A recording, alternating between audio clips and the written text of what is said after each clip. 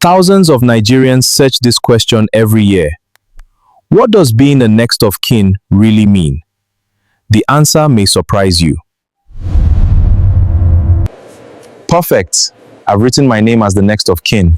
So if anything happens, everything automatically comes to me. Many Nigerians genuinely believe that being named as a next of kin means they automatically inherit a person's property. But is that really what the law says?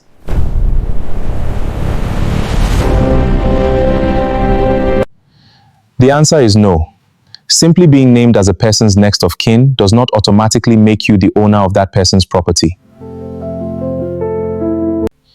A next of kin is simply the person identified as your closest relative or the person to be contacted in an emergency. That designation alone does not transfer ownership of your property. Now, this is where the law becomes very important. When a person dies without leaving a valid will, someone must usually obtain letters of administration before they can legally administer that person's estate. So the next of kin can't just take over. Not automatically. The law requires legal authority before anyone can administer the estate of a person who dies intestate. What do you mean by legal authority? Legal authority comes from a document issued by the probate registry called letters of administration. Letters of administration are official documents issued by the probate registry. They give a person the legal authority to collect, protect, and administer the estate of someone who died without leaving a valid will. So that's the document that gives someone the legal power to act? Exactly, but having letters of administration doesn't mean you become the owner of the estate. Letters of administration give you the authority to manage the estate. They do not make you the owner of the estate. Then who owns the property? The estate belongs to those who are legally entitled to inherit it. The administrator simply manages it according to the law. Can a next of kin sell a deceased person's land before getting letters of administration? No, a next of kin cannot simply sell or transfer a deceased person's property. Such a transaction may be declared invalid. I didn't know that. What if someone has already bought the property from the next of kin?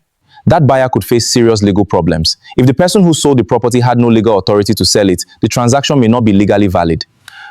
That is why you should always verify who has the legal authority to act before buying property that belongs to a deceased person. Understand now. But can a next of kin sue on behalf of the estate? Generally, no. Simply being a next of kin does not give you the legal right to file or defend a case on behalf of a deceased person's estate. So who has that right?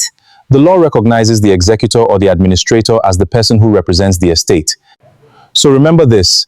Being named as a next of kin does not automatically make you an heir, an administrator, or the owner of a deceased person's property. So what's the safest thing to do before making any decision about a deceased person's property? Always confirm who has the legal authority to act. A few minutes of legal advice today can save you years of disputes, financial loss, and family conflict. The law is clearer than many people think. Before buying, selling, or administering the property of a deceased person, make sure you understand your legal rights. For more practical legal guides and trusted legal insights, visit www.amakaikelawoffice.com blog and read the full article.